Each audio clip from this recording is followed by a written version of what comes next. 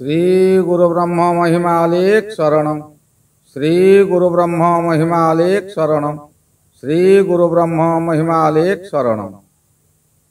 गुरु कृपा YouTube channel तरफरु अगणित दर्शक मानकु हार्दिक अभिनंदन जनाई आरंभ करने को जाउछि 2025 मसीहा फेब्रुआरी मासरे 12 गोटी राशि मासिक राशिफल।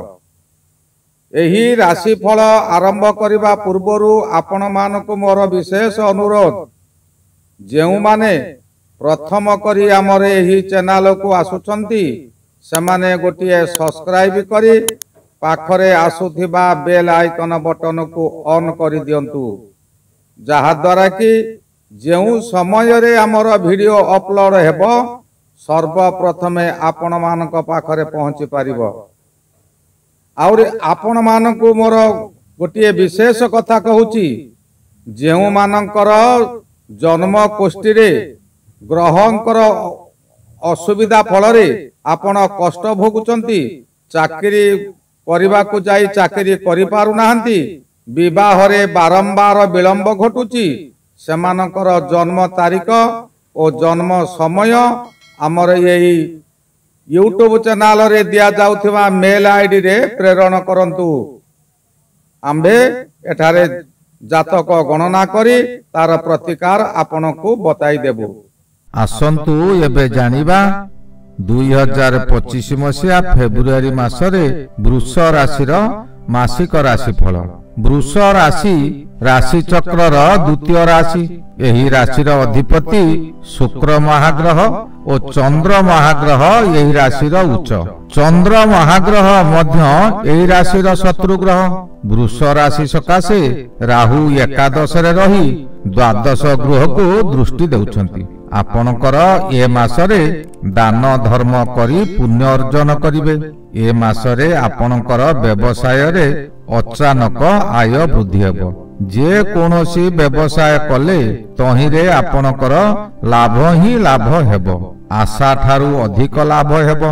आपणकर आय को कोनोसी व्यक्ति रोकी पारिबे नाही। एही समय रे साधु सेवा, अतिथि सेवा, दुखी रंकी सेवा आपण आनंद मनरे करिवे। चाकरी क्षेत्र रे यशस्वी हेबे। आपणकर वेतन वृद्धि हेबो। शेयर मार्केट रे पूर्वरु आपण क्षति सहउतले, एबे हठात आपणकर आय वृद्धि हेबो। जहार यही समय रे शुभ महादशा चलीथिबो और राहु जन्म कुंडली रे उच्च स्थान रे थिबे, तेबे हठात आपण को राज सिंहासन प्राप्ति होई पारे। सर्व शक्तिर आधार रवि ग्रह नवम रे भ्रमण करुचंती। एहा मकर राशिर 15 डिग्री पार होई जाइथिबारु शुभ फल मिलिबो।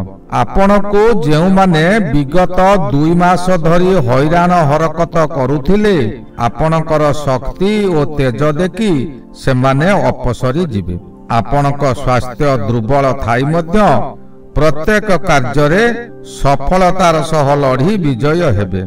जेउ माने आपण को उपहास करुथिले, सेमाने जोक मुहरे लुण देला परी मोड़ी होई रहिबे। सेमाने दुर्बल होई जिबे।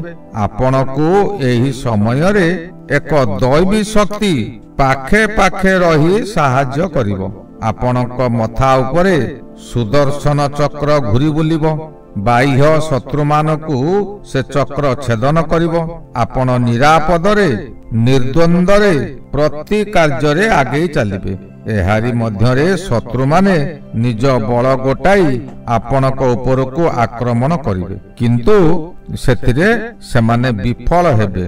आपण धैर्य धरी रही पारिले 13 तारीख पर ठारू आपणकर शतसिंहर बल आसीबो। आपणक आत्मा प्रभु पादरे निमग्न रहिबो। एही समय रे आपणकर पूर्वरु करिथिबा दान पुण्यर फल मिलिबो। रवि सहित बुध थिबारु बुधादित्य योग सृष्टि हेउची। जेउ समय रे बुध सहित आदित्य अर्थात रवि एकत्र रहिथांती, से समय रे मनुष्य प्रत्येक कार्य रे सफलता लाभ करिथांती। ଯେଉଁମାନେ ଚାକିରି କରିଛନ୍ତି ସେମାନେ ଉଚ୍ଚ ପଦବୀ ପ୍ରାପ୍ତ ହେବେ। ଉପରିସ୍ଥ ଅଫିସର ମାନଙ୍କର ଆଗଡା କରାହେବେ। ବହୁ ବଡ଼ ବଡ଼ କାମ ଅତି ସହଜରେ କରିଦେଇ ପାରିବା ଶକ୍ତି ମନରେ ଆସିବ। ଅସାଧ୍ୟ କାମକୁ ନିଜ ଦାୟିତ୍ୱକୁ ନେଇ ସଫଳତାର ସହିତ କରିବେ। ଏହା ଦ୍ୱାରା ନିଜର ସହକର୍ମୀ ମାନେ ଆଶ୍ଚର୍ଯ୍ୟ ପ୍ରକଟ କରିବେ ଯେ ଆପଣ କିପରି ସେ କାର୍ଯ୍ୟକୁ କରିପାରିଲେ। ସେମାନେ ଆପଣଙ୍କର ପରାମର୍ଶ ନେବେ। ଯେଉଁମାନେ ପୂର୍ବରୁ ଚାକିରିରେ କୌଣସି କାରଣରୁ ଭୁଲ ଥାଉ କିମ୍ବା ନଥାଉ ସସ୍ପେଣ୍ଡ ହୋଇଛନ୍ତି ସେମାନେ ଏହି ସମୟରେ ପୁନଃ ନିଯୁକ୍ତି ପାଇବେ। ଦରମା ବୃଦ୍ଧି ହେବାର ସୂଚନା ମଧ୍ୟ ଅଛି ବୋଲି ଜାଣି ଖୁସି ହେବେ। ଯେଉଁମାନେ ଶତ୍ରୁତା କରି ଖଚ ମିଛ କହି ଆପଣଙ୍କୁ ଚାକିରିରୁ ବିଦା କରିଦେଇଥିଲେ ଏବେ ଆପଣ ତାଙ୍କ ଉପରିସ୍ଥ ଅଫିସର ହେବେ। ସେମାନେ ଯୋଡ଼ ହସ୍ତ ହୋଇ ଆପଣଙ୍କ ନିକଟରେ କ୍ଷମା ପ୍ରାର୍ଥନା କରିବେ। କିନ୍ତୁ ଆପଣ ପୁନଃ ନିଯୁକ୍ତି ପାଇଛନ୍ତି ଓ ଚୁଗୁଲିଆଙ୍କର ଉପରେ ରହିଛନ୍ତି ବୋଲି ମନରେ ଗର୍ବ କିମ୍ବା ଅହଙ୍କାର ଆଣନ୍ତୁ ନାହିଁ। ସେମାନଙ୍କୁ ସ୍ନେହ ଶ୍ରଦ୍ଧା କରନ୍ତୁ। ତାଙ୍କ ଭୁଲକୁ ଜମା ଧରନ୍ତୁ ନାହିଁ।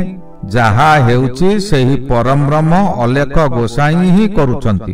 ଏଣୁ ଅଲେଖ ଗୋସାଇଁଙ୍କ ନିକଟରେ ଜଣାଣ କରନ୍ତୁ ଯେ ପ୍ରଭୁ ସେମାନେ ଅଜ୍ଞାନ, ଯାହା ଭୁଲ କରିଛନ୍ତି ତାଙ୍କୁ କ୍ଷମା କରିଦିଅନ୍ତୁ। ଯଦି ଆପଣ ଅହଙ୍କାରରେ କିଛି କରି ବସିବେ କି ଆପଣଙ୍କ ହାତରେ କ୍ଷମତା ଅଛି ବୋଲି କ୍ଷମତାର ଦୁରୁପଯୋଗ କରିବେ ତେବେ ଶନି ଦଶମରେ ରହି ଆପଣଙ୍କୁ ଶାସ୍ତି ହିଁ ଦେବେ। ପ୍ରଥମେ କିଛି ଲୋଭ ଦେଖାଇ ପରେ କଲବଲ କରିବେ। ଯେପରି ତଳେ ଗୋଟିଏ ବିରାଟ ଗର୍ତ୍ତ ଖୋଳିଦେଇ ଖୁବ୍ ସାବଧାନ ସହିତ ଉପରେ ଡାଳ ପତ୍ର ପକାଇ ତା ଉପରେ କିଛି ମାଂସ ଟୁକୁଡ଼ା ରଖିଦେଇ ବସିଥାଏ। ସେହି ବାଟରେ ମହାବଳ ବାଘ ଯିବା ସମୟରେ ମାଂସର ବାସନା ପାଇଥାଏ। କାହିଁକି ନା ଶିକାରୀ ସେ ମାଂସର ବଡ଼ ଖଣ୍ଡ ଗୁଡ଼ିକୁ ବହୁ ବାଟରୁ ଚତୁର୍ଦିଗରୁ ଟାଣି ଆଣି ଆଣିଥାଏ। ଶନି ଆପଣଙ୍କୁ ସେହିପରି ଲୋଭ ଦେଖାଇବ। ସେ ବାଘ ଯେପରି ତଳକୁ ଶୁଙ୍ଗି ଶୁଙ୍ଗି ଆସି ମାଂସ ପାଖରେ ପହଞ୍ଚି ଯାଏ ଓ ତାକୁ ଖାଇବା ଆଶାରେ ଡାଳ ଉପରେ ଚଢି ଯାଏ ତତକ୍ଷଣାତ ଗାତରେ ଗଳି ପଡେ। ଆପଣ ମଧ୍ୟ ସେହିପରି ଭୁଲ କଲେ ସେହିପରି ଅବସ୍ଥା ଭୋଗିବେ। ଶନି ଆପଣଙ୍କୁ ସେହିପରି ହଇରାଣ କରିବ। ତାପରେ କଣ କରିବ ନା ଶିକାରୀ ଆସି ତାକୁ କାବୁ କରି ନେଇ ମାରି ତାର ଚମଡା ବିକ୍ରୟ କରିବ ଓ ମାଂସକୁ ମଧ୍ୟ ଖାଇଦେବେ। କେହି କେହି ଯଦି ବାଘର ବୟସ କମ ଥାଏ ତେବେ ସର୍କସ ବାଲାକୁ ବିକ୍ରି କରି ଦିଅନ୍ତି। ସେ ବାଘ ବଞ୍ଚି ରହିବା ପର୍ଯ୍ୟନ୍ତ ମନୁଷ୍ୟର ଗୋଲାମ ହୋଇଯାଏ। ଆପଣ ସେହିପରି ଯଦି ଭୁଲ କରିବେ ତେବେ ସମସ୍ତଙ୍କର ଗୋଲାମ ହୋଇଯିବେ। ସେ ଉପରିସ୍ଥ ଅଫିସର ଆଉ ଆପଣଙ୍କର ରହିବ ନାହିଁ। ଆପଣ ନିମ୍ନଗାମୀ ହେବେ। ଆପଣଙ୍କର ଆୟ ମଧ୍ୟ କମିଯିବ। ଯଦି ଆପଣ ସତ ବାଟରେ ଥିବେ ଯାହା ହେବ ଅସଲ ପରିଶ୍ରମର ଫଳ ମିଳିବ, ଯାହାକି କୌଣସି ଝାବଡ଼ ନଥିବ। ଏହି ସମୟରେ ବିଭିନ୍ନ ପରୀକ୍ଷାର ଆପଣ ସମ୍ମୁଖୀନ ହେବେ। ଶନିଦେବ ଗୋଟିଏ ପରୀକ୍ଷାରେ ଛାଡେ ନାହିଁ। ଶନି ଓ ଶୁକ୍ର ଏକତ୍ର ଥିବାରୁ ଶୁକ୍ର ମାଧ୍ୟମରେ ମଧ୍ୟ ପରୀକ୍ଷା କରାଇବେ। କୌଣସି ଯୁବତୀ ଆପଣଙ୍କର ବନ୍ଧୁ ହୋଇଯାଇପାରନ୍ତି। ଆପଣଙ୍କୁ ଚେଷ୍ଟା କରିବେ ଯୌନ କେଳଙ୍କାରୀରେ ଫସାଇବା ସକାଶେ। ଆପଣ ସାବଧାନ ହୋଇ ରହିଥାନ୍ତୁ। ଯେତେବେଳେ କୌଣସି ଯୁବତୀ ଆପଣଙ୍କ ନିକଟକୁ ଆସିବେ ଆପଣ ଦୂରେଇ ରୁହନ୍ତୁ। ଏକୁଟିଆ ତା ସହିତ ବସା ଉଠା କରନ୍ତୁ ନାହିଁ। ଯଦି ସେ ଯୁବତୀ ଆସନ୍ତି ତେବେ ଆପଣ ଆପଣଙ୍କର ପାଖ ଲୋକମାନଙ୍କୁ ଡାକି ପାଖରେ ବସାନ୍ତୁ ଆଉ ତାର ପାଦ ବିନା ମୁହଁକୁ ଅନାନ୍ତୁ ନାହିଁ। ଯେପରି ଟୀକା ଗୋବିନ୍ଦ ଚନ୍ଦ୍ରକୁ ମାଲୁଣୀ ଓ କେଉଟୁଣୀ ପରୀକ୍ଷା କରିଥିଲେ ଓ ଗୋବିନ୍ଦ ଚନ୍ଦ୍ର ତାଙ୍କୁ ମା ବୋଲି ସମ୍ବୋଧନ କରି ପାଦ ବିନା ମୁହଁକୁ ଅନାଇ ନଥିଲେ, ତେବେ ଯାଇ ଗୋବିନ୍ଦ ଚନ୍ଦ୍ର ଅମର ହୋଇ ରହିଲେ। ବୃଷ ରାଶି ପକ୍ଷେ ବହୁତ ପରୀକ୍ଷା ଆସିବ। ଆପଣ ସଚେତନ ନ ହେଲେ ଆପଣଙ୍କ ପରିବାର ମଧ୍ୟରେ ସ୍ୱାମୀ ସ୍ତ୍ରୀ ସମ୍ପର୍କରେ ଫାଟ ହେବ। ଏହି ସମୟରେ ସାମୟିକ ବିଚ୍ଛେଦ ମଧ୍ୟ ହୋଇଯାଇପାରେ। ଏହା ଦ୍ୱାରା ଆପଣଙ୍କ ମଥା ବିକୃତି ହୋଇପାରେ, ଜ୍ଞାନହୀନ ହୋଇଯିବେ। ବୁଧ ହେଉଛି ଜ୍ଞାନର ପ୍ରତୀକ। ଏହି ଗ୍ରହ ଆପଣଙ୍କର ବୃଷ ରାଶିକୁ ନବମରେ ଭ୍ରମଣ କରୁଅଛନ୍ତି। ଏହା ଦ୍ୱାରା ଆପଣଙ୍କ ମନକୁ ଅସ୍ଥିର କରିଦେବ। ଆପଣ ଧର୍ମାନୁଷ୍ଠାନ ମାନଙ୍କୁ ଯିବେ କିନ୍ତୁ ଧର୍ମ କାର୍ଯ୍ୟ ନ କରି ସେଠାରୁ ଫେରି ଆସିବେ। ଧର୍ମ କାର୍ଯ୍ୟରେ ବହୁ ବାଧାବିଘ୍ନ ଆସିବ। ନିଜ ଲୋକମାନେ ଆପଣଙ୍କୁ ବାଧା ଦେବେ। ଆପଣଙ୍କର ଜେଲ ଦଣ୍ଡ ମଧ୍ୟ ହୋଇପାରେ। ମାନସିକ ବିକୃତ ହେବ, ସ୍ୱାସ୍ଥ୍ୟ ହାନି ଘଟିବ। ପରିବାର ମଧ୍ୟରେ ବାପା ପୁଅ, ସ୍ୱାମୀ ସ୍ତ୍ରୀ, ଭାଇ ଭଉଣୀ ମାନଙ୍କ ମଧ୍ୟରେ ମାନ ମନାନ୍ତର କଳହ ମଧ୍ୟ ହୋଇପାରେ। 12 ତାରିଖ ଠାରୁ ବୁଧ ଦଶମକୁ ଗୋଚର ଭ୍ରମଣ କରିବେ। ଆପଣ ଟିକିଏ ସତର୍କ ରହିପାରିଲେ ଦଶମ ବୁଧ ଆପଣଙ୍କୁ ଶୁଭ ଫଳ ଦେବେ ହିଁ ଦେବେ। ଆପଣଙ୍କର ସମସ୍ୟାରେ ପରିବର୍ତ୍ତନ ହୋଇଯିବ, ଶରୀର ସୁସ୍ଥ ରହିବ। ଆପଣ ଆପଣଙ୍କର ଭୁଲ ବୁଝିପାରିବେ। ଆପଣଙ୍କ କଥାବାର୍ତ୍ତାରେ ନମ୍ରତା ଭାବ ପ୍ରକାଶ ପାଇବ। ନୂତନ ନୂତନ ବନ୍ଧୁ ସୃଷ୍ଟି ହେବେ। ଆପଣଙ୍କୁ ସେମାନେ ପଦେ ପଦେ ସାହାଯ୍ୟ କରିବେ। ଘରର ଯାବତୀୟ ମାନ ମନାନ୍ତରକୁ ମିଳାମିଶା କରି ପୁଣି ପୂର୍ବ ଖୁସି ଫେରାଇ ଆଣିବେ। ପୁତ୍ର କନ୍ୟା ଏମାନଙ୍କର ଯଦି ବିବାହ ହୋଇନଥାଏ ତେବେ ଏହି ସମୟରେ ବିବାହ ପ୍ରସ୍ତାବ ମଧ୍ୟ ଆସିପାରେ। ଆପଣ ନିଜ କର୍ମରେ ମନ ଦେଇ ପୁଣି ପୂର୍ବ ପରି କର୍ମ କରିବେ।